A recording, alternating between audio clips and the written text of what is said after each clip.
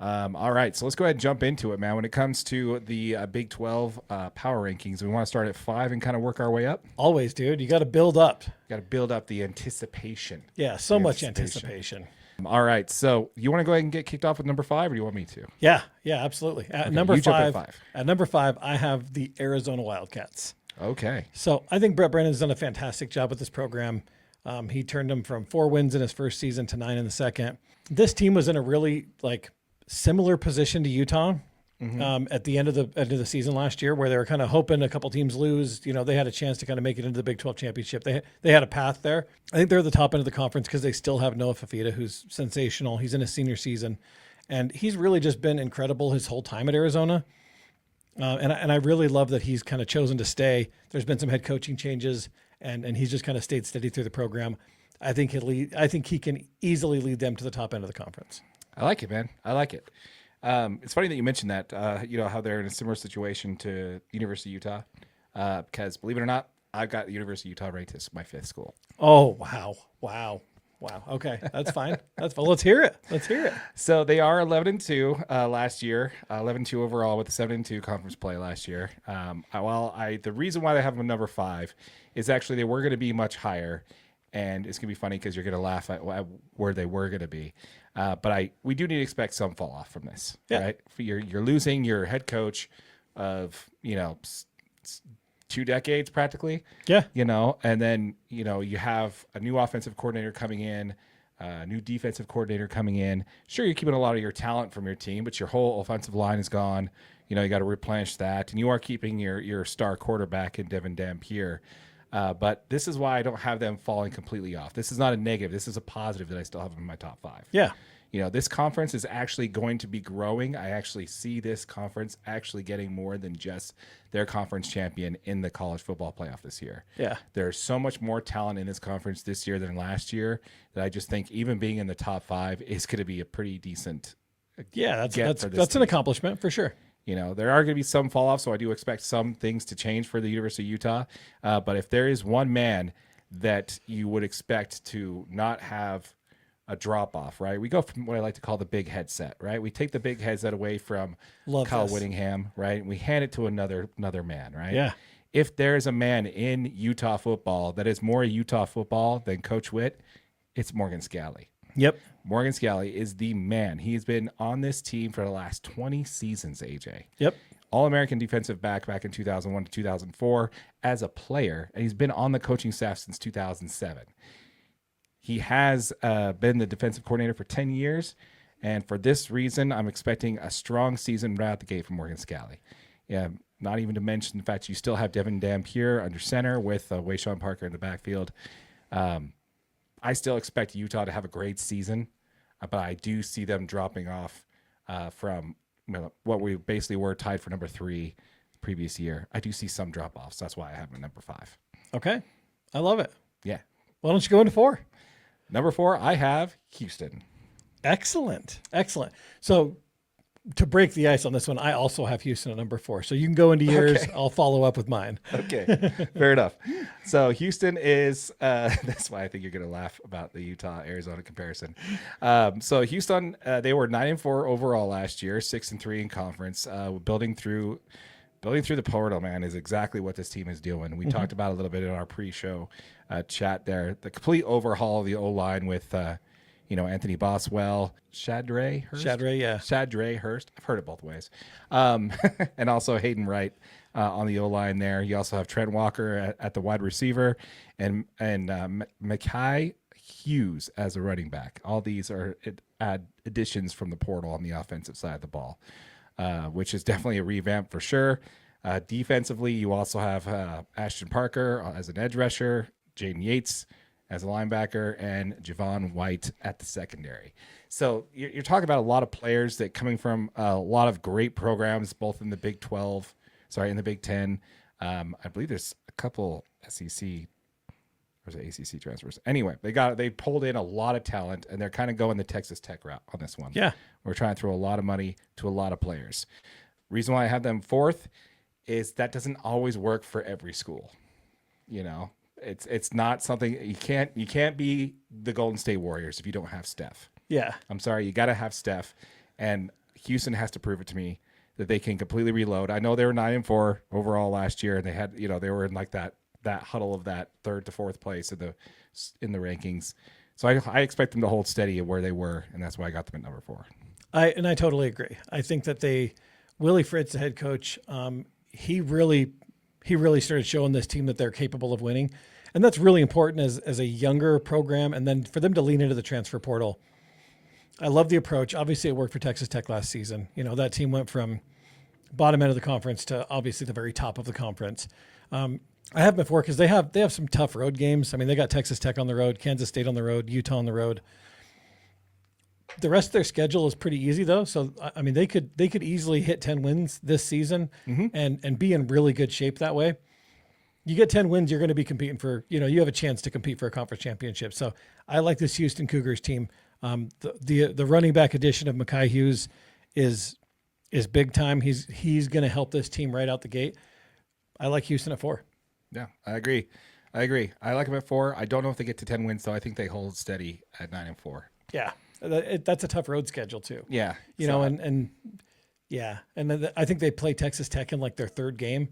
It's like they have 2 non-conference, and then they play Texas Tech, and then they have another non-conference game. So it's like that's just a really, you can lose momentum really quick by playing a team as good as Texas Tech and that much talent on the field.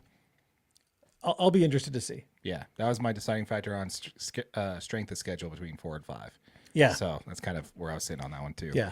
Do you want me to go to number 3? Yeah, absolutely. Okay, so number 3, I have Arizona. Arizona. Okay. So I can take a guess what your number 3 is. Anyway, so they are 9-4 overall with 6-3 in conference play last year. They do have their star quarterback in Noah Fafita, like you mentioned before. He had over 3,200 yards, 3,200 yards, total yards last year, 29 touchdowns, tied for 9th in the country, by the way, last year. Yeah. QBR ranking of a 71.2 back in for his final year of eligibility. And like you mentioned it, man, Coach Brennan really is building around this guy, and he has improved year over year. First year was 4-win team. Now flipped the standings there and made it a 9-win team.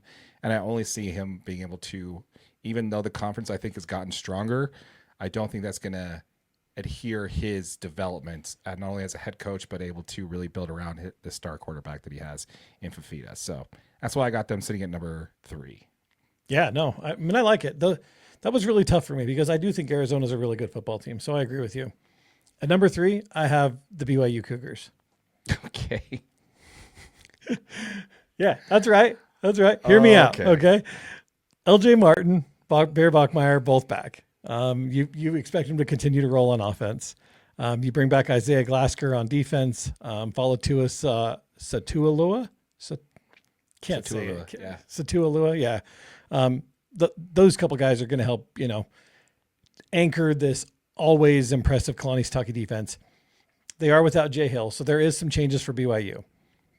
Losing your defensive coordinator could hurt BYU in this scenario. I think you got Kalani Sitake, who's kind of built their base, but they are without their leading wide receiver in Parker Kingston, he was supposed to be one of their big offensive weapons. Now you can lean on LJ Martin. I think is a fantastic back that's going to produce a ton of yards this year. And Bear Bachmeier, I don't know how he does it, but the dude wins games. Yeah, we spent the first half of the year wondering if we kept talking about that with BYU. Yeah, is this team you just for real? didn't know. Yeah. Is this team for real, or are they just they're just finding ways to win? And I think that's just part of their. And it was all Bear Bachmeier too. Like you watch it in some of these games, he just at the end you didn't think that they had a chance, and all of a sudden he'd pull out and make a great play and get a first down and throw a touchdown. And very, very, very impressed. I mean, the team's been sneaky good. I think Kalani Sitake has like the 3rd most wins of any head coach in the last 4 or 5 seasons. And in the past 2 seasons, they're 23-4 with 2 of those losses coming to Texas Tech last year. So this is a good football team, man. This is a really good football team. Yeah. And that's why I have them ranked 2nd. I totally understand that. BYU is 12-2 overall last year with an 8-1 conference last year. This is, to me, man, this is the best team that Kalani Sitake has had, full stop. Yeah. In the last 2 seasons, they are 23-4 with 2 of, like you mentioned, both of their losses last year coming to the same team, Texas Tech, and you cannot fault them for that. Running back LJ Marking is at the top. Is one of the top rushers in the nation on this team. Like you mentioned, Bear Bachmeier, should be improving. in year 2 over what he already did last year. They also have Isaiah Glasker at linebacker and Keanu Tanuvasa at defensive tackle. He's the Utah transfer. Yeah, but I think that, I still, Utah guy, I think it's going to do. I agree. I think he's going to have a breakout year for I agree. For BYU. Basically, man, the way you put it, man, this team, they had some losses. They lost their defensive coordinator and they, technically lost one of their star players. But that happened the year before, too. Absolutely. And they still showed up. They still showed up, and they still were in the conference title game. So this is the type of team that even though they lose a star player, it's next man up mentality down there for Kalani Sitake, and I don't think that they're going to let, this change anything. Yeah. I think this team's going to continue, and this team is very, very much title game or bust. It's either A, they're in the title game, or B, they're in the CFP, or it's a busted season for them. Yeah. I think that's why I have BYU ranked second. I agree. I'm going to go with Utah. Gee, I wonder why. At 2. I just think you got Morgan Scalley, obviously taking on the big headset. Okay. He's, I think it's really important to watch the offensive style that Morgan Scalley had. You still had the same head coach or the same offensive coordinator under Jason Beck at that ball game. But if you pay attention, they threw the ball up the field a whole lot more. And I think this is going to help push Devin Dampier to the next level. Because for Devin Dampier to be successful, he's got to be able to get the ball up the field. If there's no down the field threats, his elite ability to scramble and get out of the pocket and make plays with his legs don't do you any good because they're just going to sit on it. Right.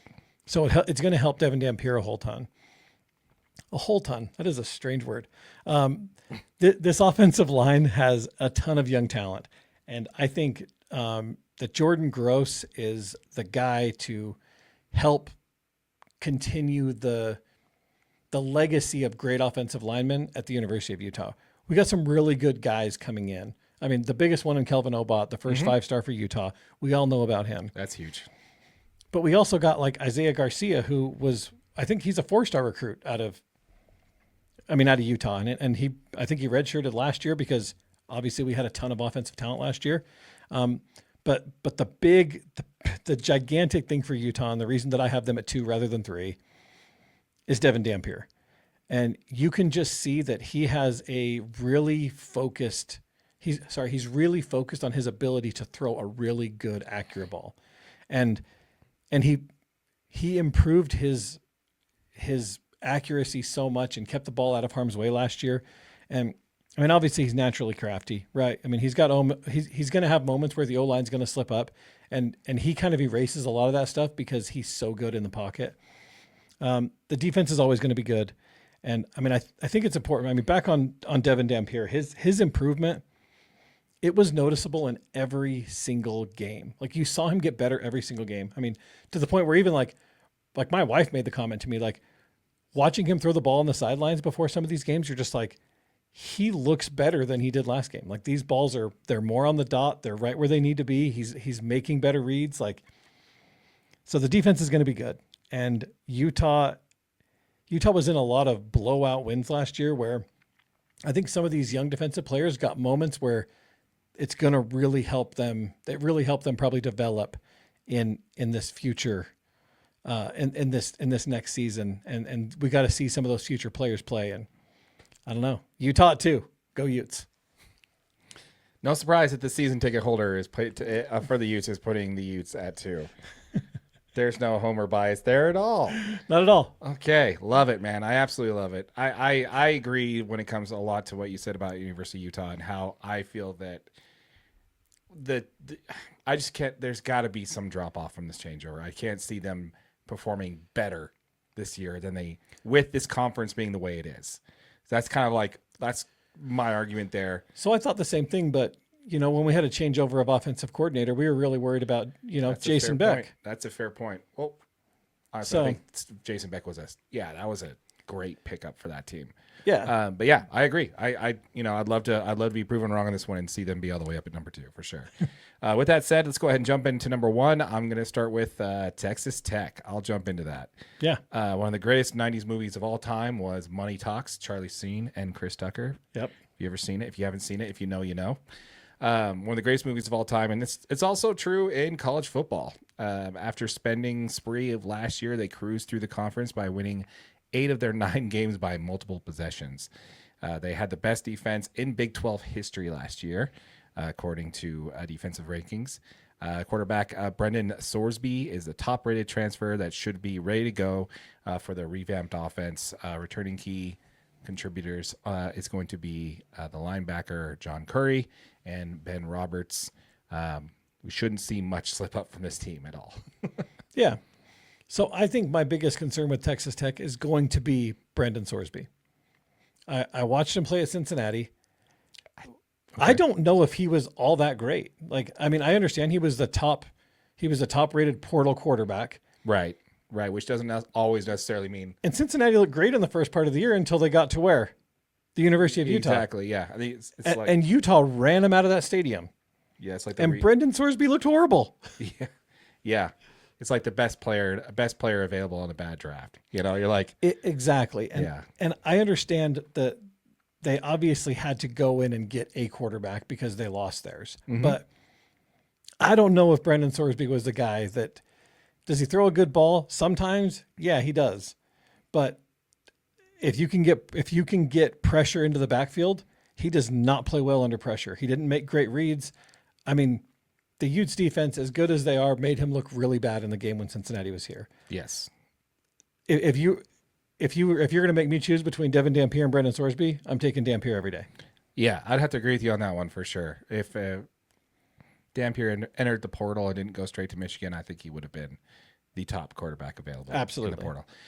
The only thing I have to say about that is I just think that Texas Tech has a lot better offensive options for Sorsby than what Cincinnati was offering. So to me, I think he's going to perform a little bit better. He's going to slide right in a little bit easier.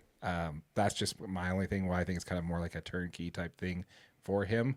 But yeah, I could definitely see your concern there for sure. You still haven't taken the conference though? I don't know. I think Texas Tech. Well, are they not ranked number 1 for you? They're ranked number 1 for sure. Okay. I mean, and that's the thing is they won the conference last year by a landslide. You know what I mean? They beat the second best team in the conference twice. Yes. So when you're at the top until someone proves that you're not at the top. So let's see how the season goes. I'm excited, man. I think this could be another great season for Texas Tech for sure. Yeah, no, I'd have to agree with you, man. We want to hear from you folks. Let us know what your thoughts are in the comments down below. Please feel free to roast us on our picks there on where we at. I'm sure it's coming. It's going to come, man. Yeah. It definitely is. Once again, folks, we want to hear from you. Let us know what your thoughts are in the comments down below when it comes to the Big 12 power rankings. We want to hear from you.